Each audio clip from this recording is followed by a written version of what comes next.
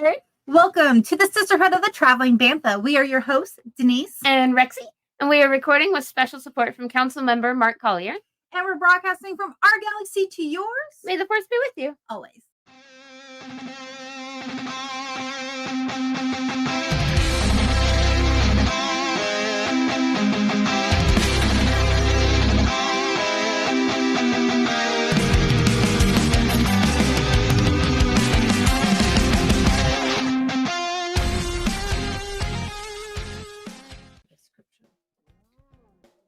Hey, Herd. What is up, Herd? Okay, so we are doing a Bonnie's Bookshelf tonight. Mm-hmm. Welcome to your November Bonnie's Bookshelf book. Yeah. Mace Windu, The Glass Abyss. Yeah. By Stephen Barnes. What's his name? Stephen Barnes? Yeah. I think we had pretty different opinions on this book. We did. Normally we do a live, but we got a lot going on this month of December. So holidays are crazy, and we're very busy. So this is just the way it is right now. Yeah, we are not recording on our normal night. So it is Tuesday night. It is Tuesday. I really liked this book. I thought it was a lot of fun to listen to. I didn't read it. I listened to the audiobook, and it made me laugh. And I liked the way it kind of showed Mace in a different light than I was used to. Yep. I thought that was a lot of fun. I went back and forth. I had to re-listen to a couple. I also listened to the audiobook. I think my problem was, I waited so long in the month to listen to it. And I was, so enamored by reading, Phasma. Yeah. I felt going from Phasma to this book, it was kind of a letdown for me personally. For sure. There were aspects that I really did like, but I felt like there was a lot going on with the characters and Mace Windu playing both sides, and so there was a couple of times where I felt like I got a little bit lost on what was going on. Yeah. That I think there was a lot. I mean, like you said, with Mace playing both sides, there was a lot to try to keep track of. I feel like some of that was a little bit overcomplicated, and then they described everything, I think, on some of it, because all of the information in here is it's all new planet, new creatures, everything was made for this book. Yeah. But I did like the growth that Mace had. I feel like, though, coming, we should say this is coming right on the heels of Qui-Gon's death. Yes. They mentioned giving him his services somewhere towards the beginning of the book. Yeah, they talked about it, and so what leads Mace, and they were friends.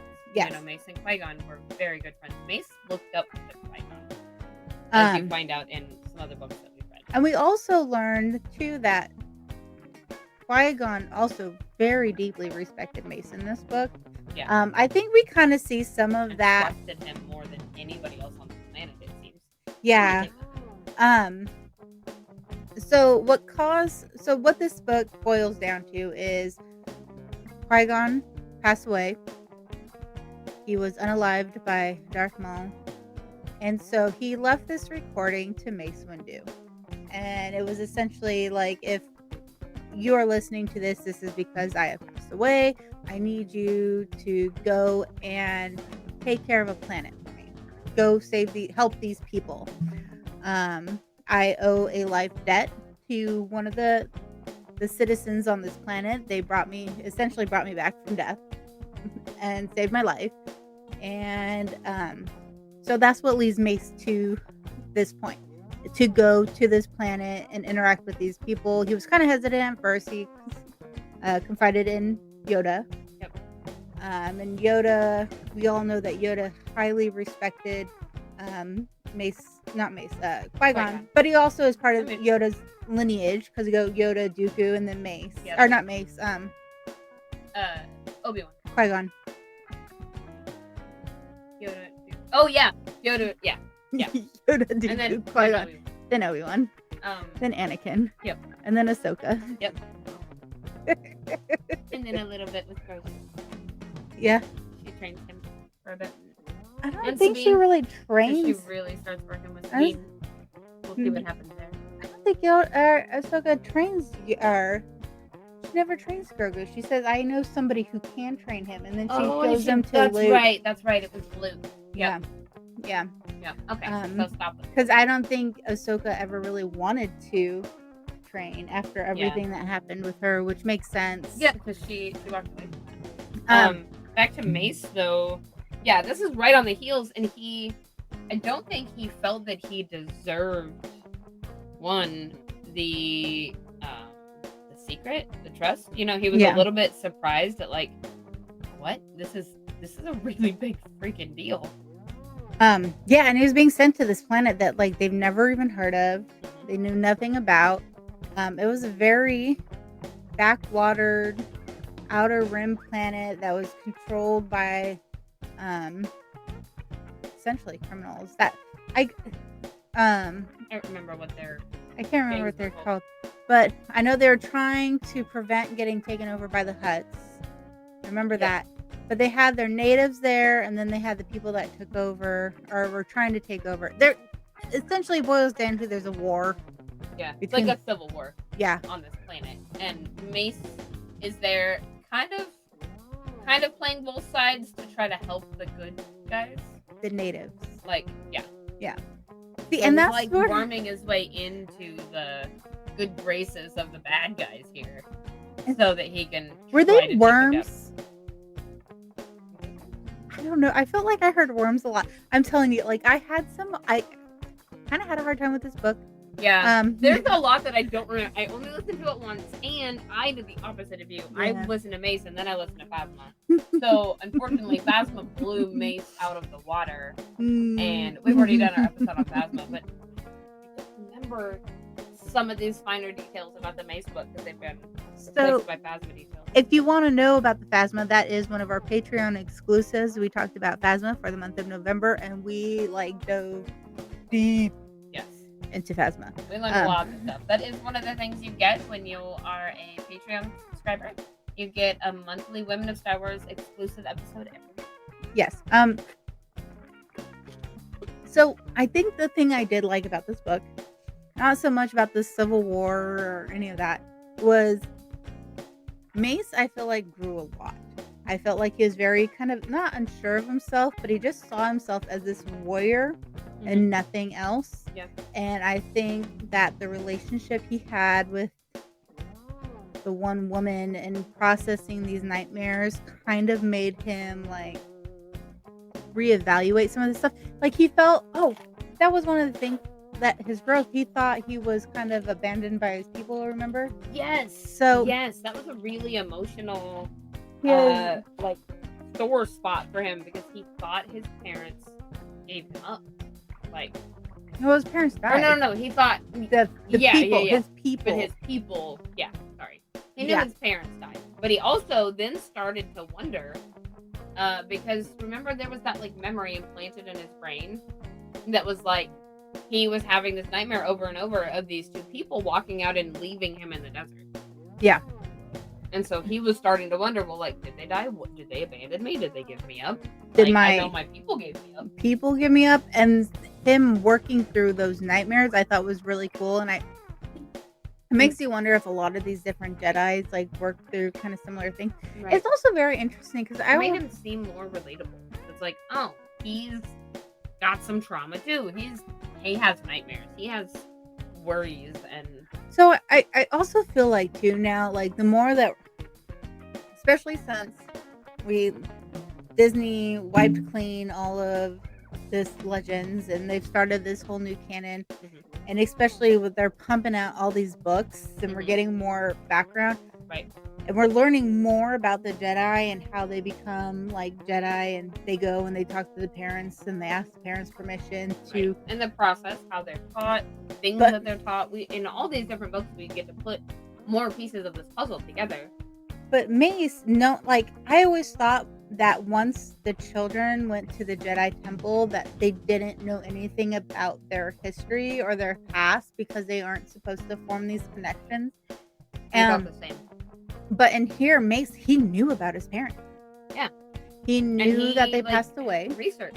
Yeah. Things about his home planet and stuff in the archive. And it's not the first time that we've heard this recently. Like, in what was it? So, like in the High Republic books, like Ram talks all about his home planet Valo, and being from Valo and having pride from being from this planet. Like, we're starting to hear all these kids know, like, So whether planets if they that come means from. like maybe that the way the Jedi operate there is changing, and they're starting to learn like maybe we shouldn't completely keep them away from. But Mace Windu isn't that much like. Mace Windu's like 100 years later. Maybe Disney's just trying to retcon some of this stuff, Maybe. make it a little more palatable. Maybe Instead of just taking. I'm like, say bye. Because, like, especially when you look at the different species and they look, you know, they're going to be from a certain planet. Mhm. Like, except Cat, she had never ever seen anybody like her. Right. Yeah. Until she'd never even heard anybody say her name, like her species name. But it was very interesting to me hearing about Mace Windu, like, really questioning, like, where he came from, his upbringing, talking about some of the cultural stuff, and then working through those dreams that his people didn't give him up. He chose, even at a very, very young age, his people, they put him down and they said, "Hey, they put him on a blanket," right? And he was like a baby. He was having this encounter. That was right when he was having his encounter with his like younger self. Mm-hmm. And he was like, they gave me up, and he was like, did the Jedi choose me because I had nowhere else to go? And his younger self was like, no, you chose them. Yeah. You wanted to go. And he was like, let me show you. And yeah, that was when it was like a lush fruit, lightsaber. That's right. And the lightsaber was like a plant, like a toy of some kind. Like, and he chose the lightsaber. Yeah. And that's where he also made the comment about the purple and it always resonating and having a meaningful, like, when he made a comment about, like, he knew he shouldn't, but he took it, gave him pleasure the way it looked. And he was like, I shouldn't, but I really like it. But I thought that was just really cool. I feel like all these Jedi, they're not plural with S. That was stupid. All these Jedi, like, I feel like they need to go through this growth at one point or another, like Mace did. We know that Obi-Wan did, remember, in Padawan. It helps describe why they are the way they are, but I also feel like because they live this, not solitude life, but it kind of is a solitude life. Yeah. Then they are kind of isolated from the rest of the world. They don't get to form the relationships that other people tend to get to, and that definitely makes them miss out on some things. And that was one of the things that he struggled with, was he felt like he didn't connect to these, like, to people. Because he said, I'm just a warrior. Like, that's all I am. I'm not. Oh, I wasn't asking, but okay. Oh, I thought you were like. That this was him going to this planet and helping these people and connecting. What was that woman's name? I don't remember. Sybil. No? Sybil?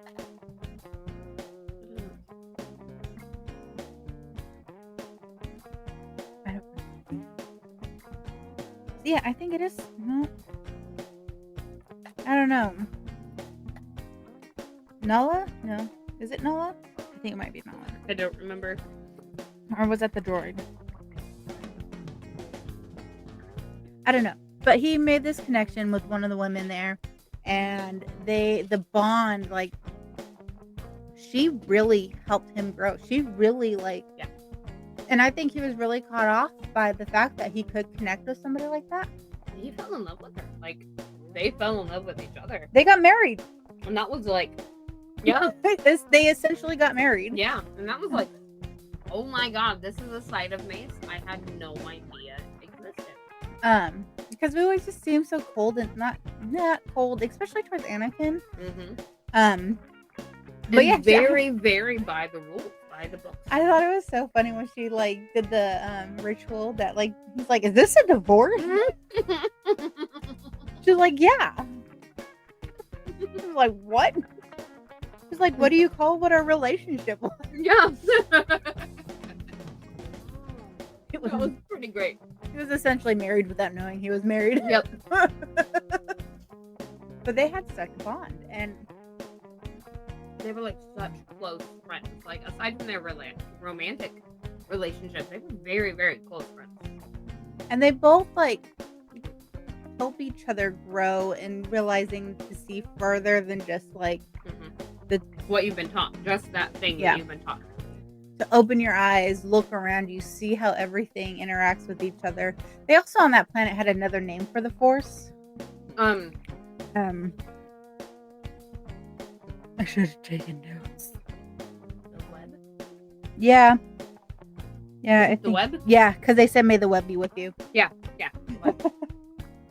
Um, Because there were also the little spider creatures, and Mace. Yeah, that was one of them. That Mace was like, "I have to save them." Like Yep. they were being enslaved, basically stolen away and enslaved and forced to just spin.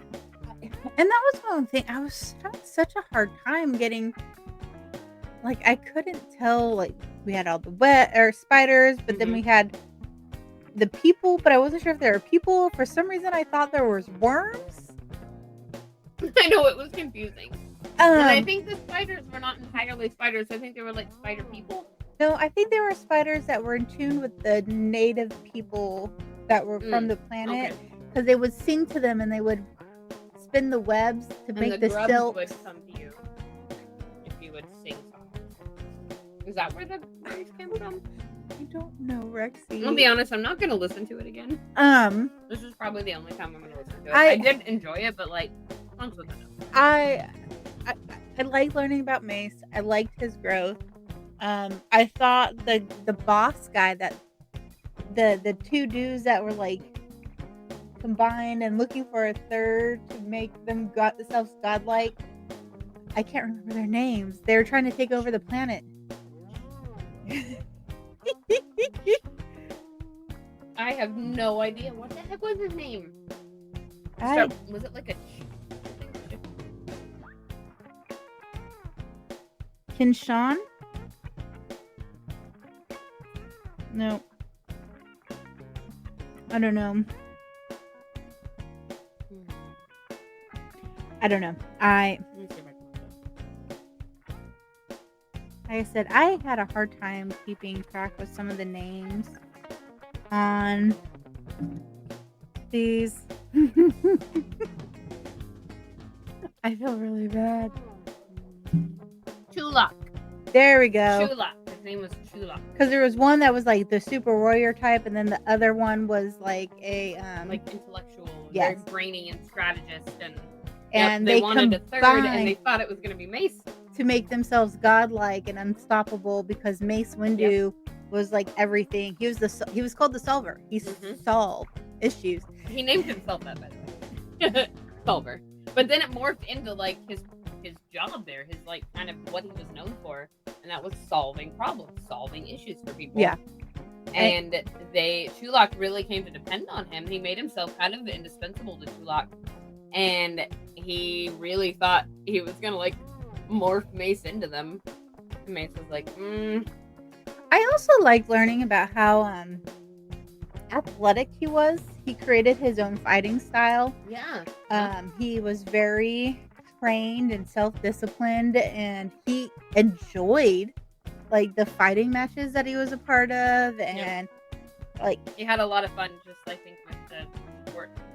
I think so too. Like some enjoy researching, some enjoy like exploring. Mace Windu like the fight. You like the fight, which it seems on par, and like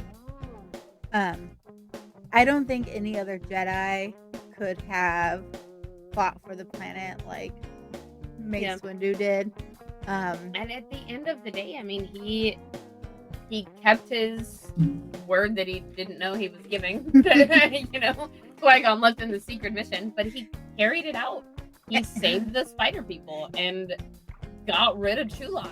And he had no idea what he was getting into. He just knew to go to this planet. Like, Qui-Gon trusted me, I'm going. And to look for this person.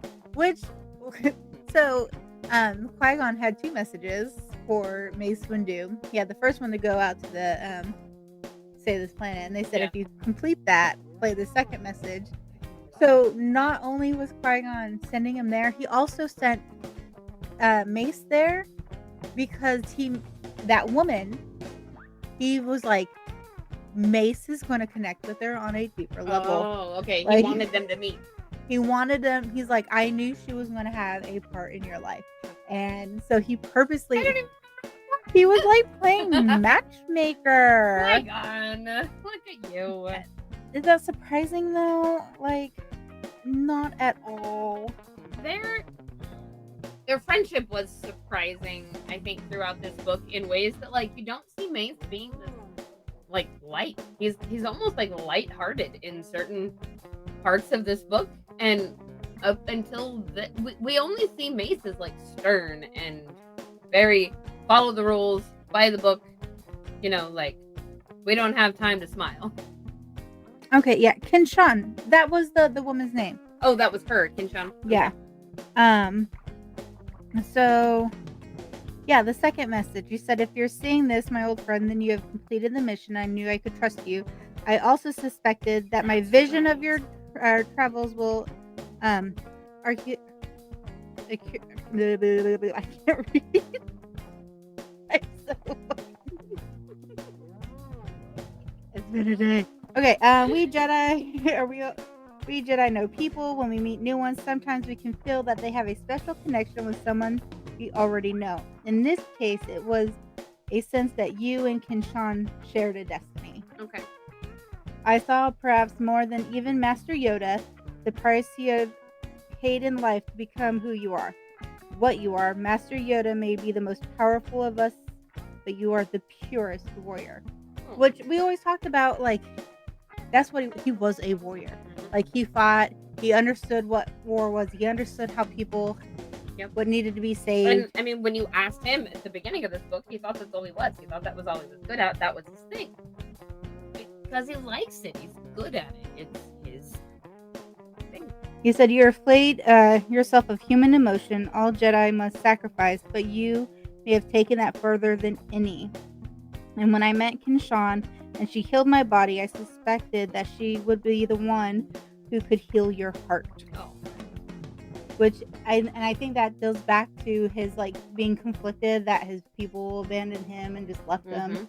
And it turns out, I mean, like, it's so sad, but it turns out that, like, you know, his parents died trying to protect him. They shoved him up in, like, a tree as their literal last act on Earth.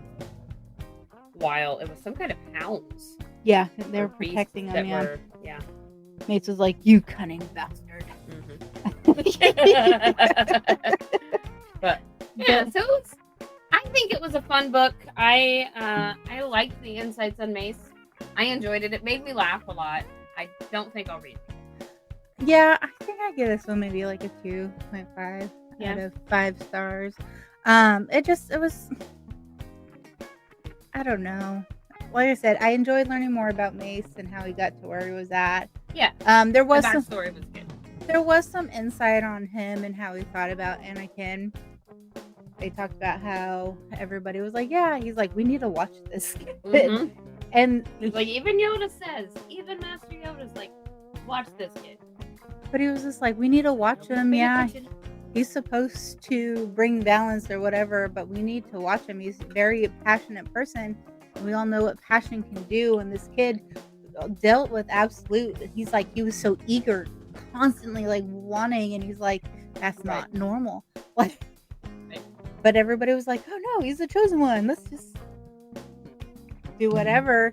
It really stuck to me when he asked Anakin why he did what he did. And he said, well, that's because Qui-Gon died. I have to become a Jedi. I have to do this.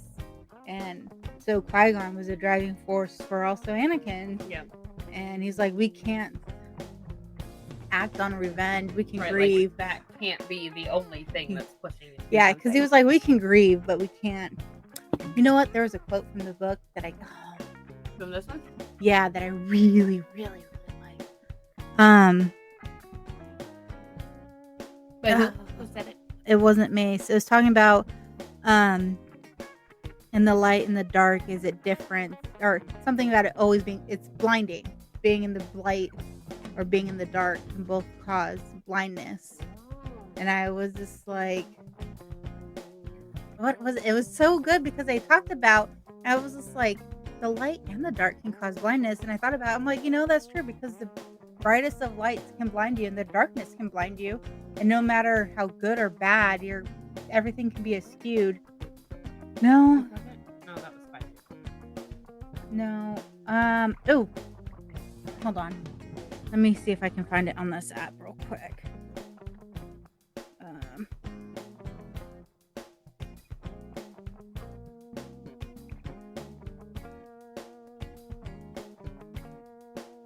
I wish I would have written it down when I heard it.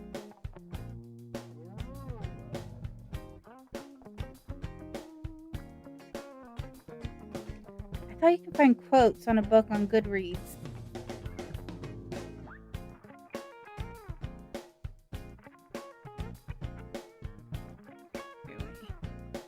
Can I take over real quick?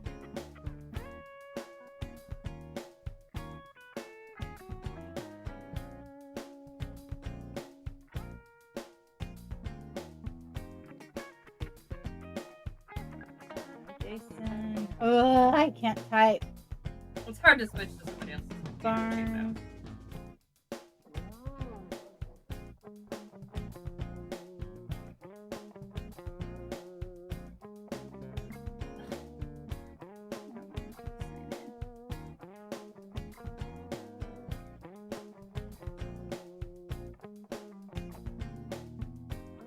Oh my gosh.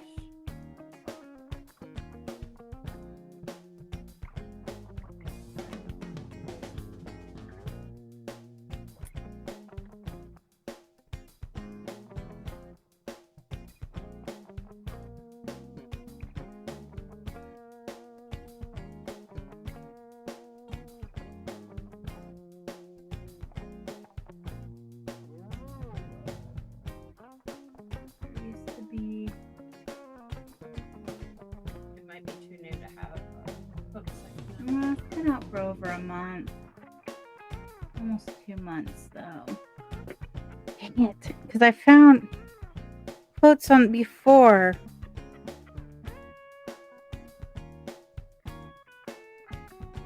Okay, we didn't find the quote, but if we do, we'll put it on our social. Yeah. Now it's going to bug me, and I'm going to have to, search. It's going to make me... It's already making me mad, right? It's out there somewhere. Yeah, that's like after we listened to after we read the courtship of Leia and the song.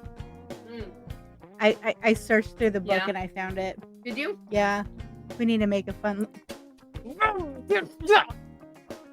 I'll back you. Denise is so done tonight. It's also getting late though. It is late for us. We're old. We're vintage. We are vintage. We were born in the 80s. 80s, yep. Born in the late 1900s. No, I hate when I know. when kids say that. Go get carded and they see the 19. Oh yeah, you're old enough. And I was like, Half the time I don't even get carded anymore. My trunk. Yeah. I miss the days of getting carded. I know. Oh.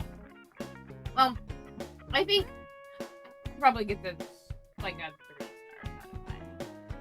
I think it was 2.5. I just sometimes I read so many Star Wars books. They kind of smush together. Yeah. I read listened to like 4 or 5 last month for November. Yeah. I only did, I think, just those 3. I did Planet X and Phasma and Windu. But Phasma just blew the rest of them out of the water, so I kind of don't remember anything about. I did the most recent, or Tears of the Nameless. I listened to the audiobook, Seeds of Starlight. That was a free one that they released as a kid book. It's like a middle grade book. Middle grade. That was fun. Not as good as the the Padawan with the Anakin. That was really good. And then Phasma, and then Mace Windu. What else did I read? I had 7 books for November. I don't even remember. I don't. Weren't you reading some fantasy book? No, I didn't read any fantasy books last month. I literally have no idea. What Did did you track it on your Goodreads? I have them on 2 apps.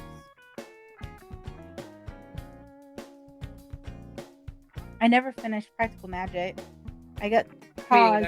I got halfway through it, and like, I got busy trying to read stuff for BookClub.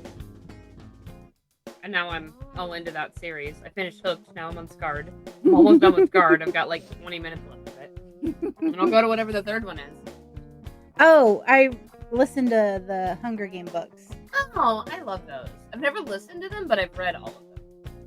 Sometimes it's hard with young adult books because they like. I feel like a lot of times they'll use like the voices. They're like they're kind of like they're. I feel like they're older people trying to emulate like teenagers, and so I had to throw you off a little bit. Yeah, but I enjoyed those books. I really like that story. I really like Tales of the Rancor. Yeah, that was fun. Yeah, so those We've were the got- other 3 books. It was Okay. Tears of the Nameless, the 3 Hunger Games, Seeds of Starlight, Phasma, and Mace Windu. I read the book that we really should talk about. Yeah. I am now listening to The Tempest Breaker. So, remember Tempest Runner? Now there's book 2. Okay. Tempest Breaker, and it's a full cast. Oh, that's fun. Okay. And the person that is reading doing Lorena D, so much better. Oh, nice. Okay. So much I better. remember that we talked about her and we were like, Yeah.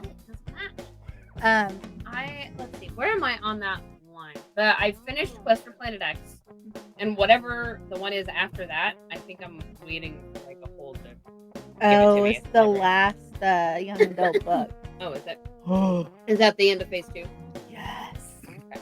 Oh my gosh, I'm so sad. Yeah, it is a young adult book. Yeah. Yeah, I'm on Yeah. hold.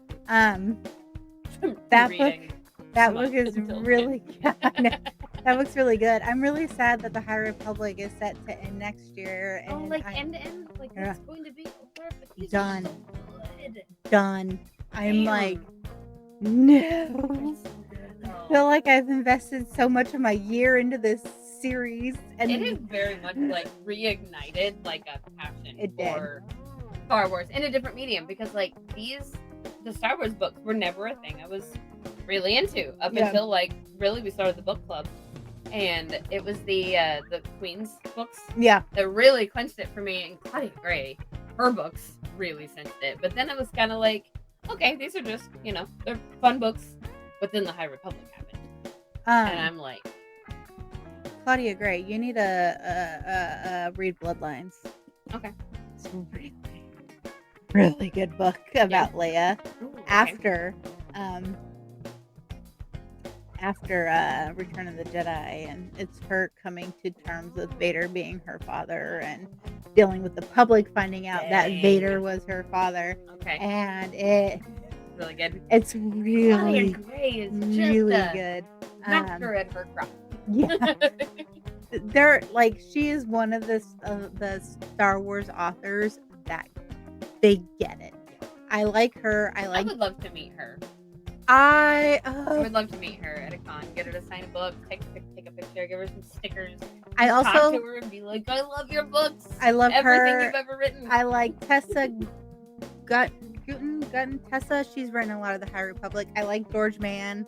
He's done a lot of the High Republics also.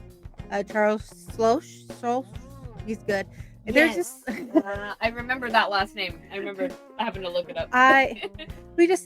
you authors Good. need to come to Oklahoma. That would make it easy. I even now have a favorite Star Wars narrator, Oh yeah, who is it? Mark Thompson. Oh yeah. Yeah. Hands down, I have listened to my favorite. so many different voices by now that, like, yeah.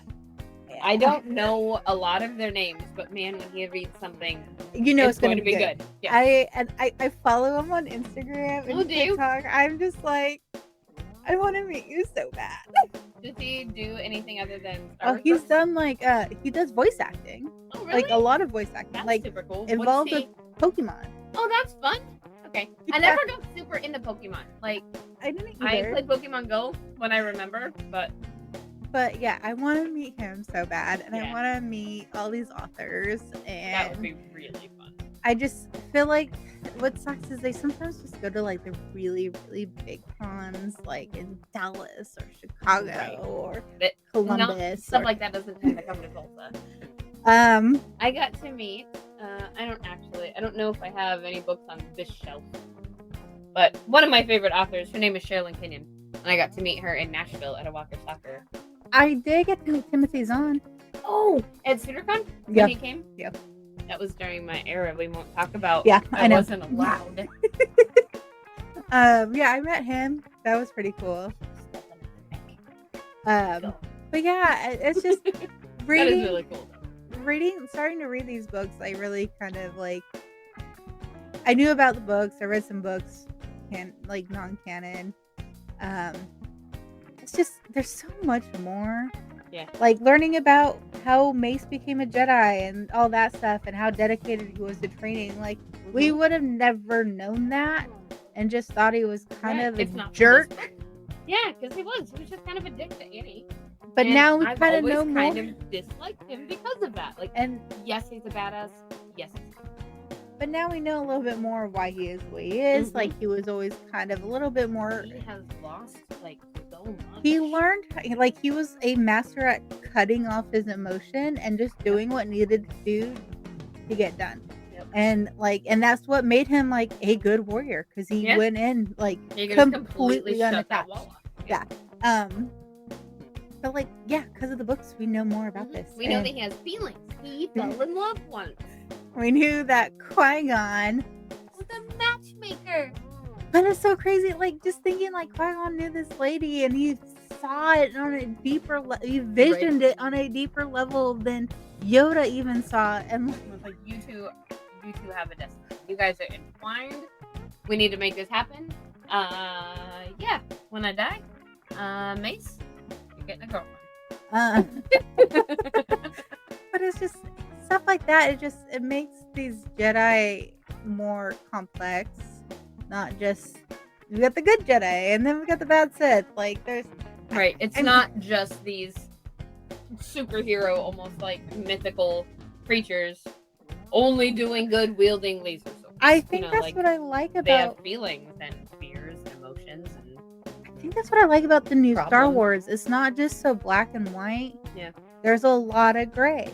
There's a lot of personal struggles and personal growth and confliction within, and not we're moving beyond just that like space opera, right? Yeah. It's not just a space adventure. It's not just that anymore. Like very much I think used to be that you watch Star Wars for the action and the comedy and the bang bang shoot 'em up, and you watch Star Trek for the ethical questions that it made you pose to yourself. And now Star Wars is really starting to, I think, learn from its sibling in Star Trek and learn that it's okay to make your viewer ask questions. Like, it's okay to make them have an issue and have to, like, I don't know, really see, because some of these Phantom Menace out there do not like this. And they're like, I want my good guys to be good guys. I want my bad guys to be bad guys. I don't want, like... But I think that's what's happening. I think that's the goal. I think so too. I think the world is not just the world's not simple. The world is complex. People are complex. Characters are complex. That's what makes people relate to stories and get involved and invested in the stories. It's hard to relate to Superman. I mean, like, it's easy to look up to Superman. It's hard to relate. It's hard to relate to whiny Luke, who only loses his aunt and uncle, where Princess Leia literally sees her entire planet destroyed, and she has to learn how to power through, and he's like, okay, this makes me sound like a really terrible person, and everybody does, process trauma and loss a different way. But I could never personally. I always thought he was whiny about it. I always thought he was. I mean, he didn't see the big picture. No, Leia saw his aunt and uncle. I don't feel like that was a problem for me, but I feel like he was whiny in general. Yes, in general. But Leia, as a converse, was very strong, very put together, very like, yeah, my whole world is literally being blown to bits in front of me, but I have to keep my shit. I have to keep myself together, because there are people to be saved. And so everything was just so cut and dry. And that's all we saw of Mace too, until now. And I think with the new like sequels, they go into a lot of the like problem. Like there's that confliction. Like Rey didn't just go off to help. She was like, no, I kind of want to stay back. Like, what if my parents show up? Like, what if this? Right. Where Luke was just like, all right, let's go. Like, it just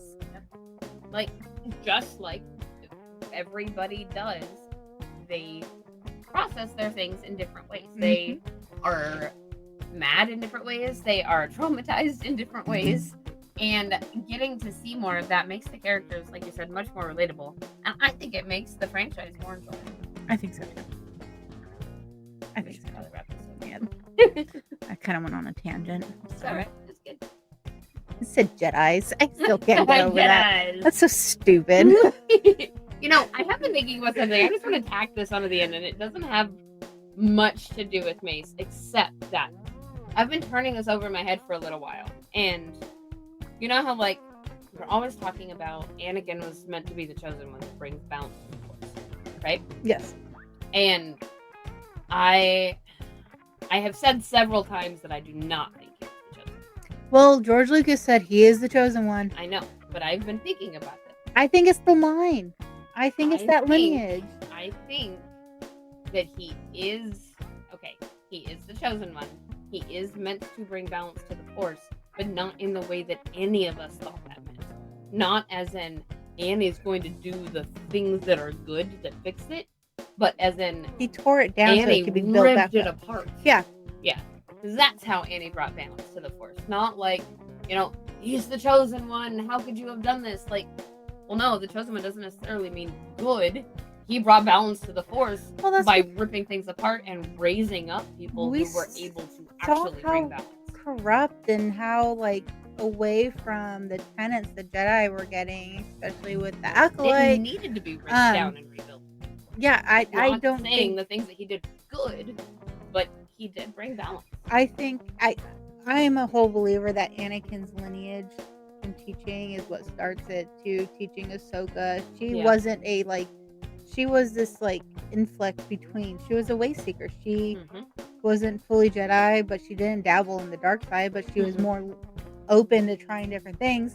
And then she learned and caught up with Luke and started talking with Luke, who then also, after he brought that balance, he showed that there can be redemption, that no matter how far we fall, we can get back up with Vader, and then bringing back this new Jedi to then eventually teach Rey and leave all the teachings with Rey for her to build a new Jedi. So none of that could have happened had Vader not committed the heinous acts that he committed. He was the chosen one. He just didn't do it in the way anybody expected. Because chaos. Everybody expected that meant good things. Yeah. But anyway, that's my little tangent. Yep. I'm tired. Same. I'm hungry.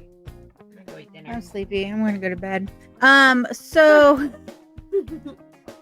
running the fun from our galaxy to yours. May the Force be with you. Always. Good job, you did it. Thank you for listening to Sisterhood of the Traveling Bantha, written and produced by Denise McKay. Edited and produced by Rexy Jupiter. Original logo designed by Tyler Rigney. Intro and outro music is provided by the Galactic Empire. You can find us on all streaming platforms at Travel and Bantha. And join our Discord for fun-filled galaxy chats. You can also sign up for our Patreon starting at just $3. You get exclusive episodes, merch, behind the scenes, and more. And a special thanks to all our Jedi Knight members and higher. We have Rooney, Michael Beavers, Mark Collier, and James Peak. From our galaxy to yours, May the force be with you. always.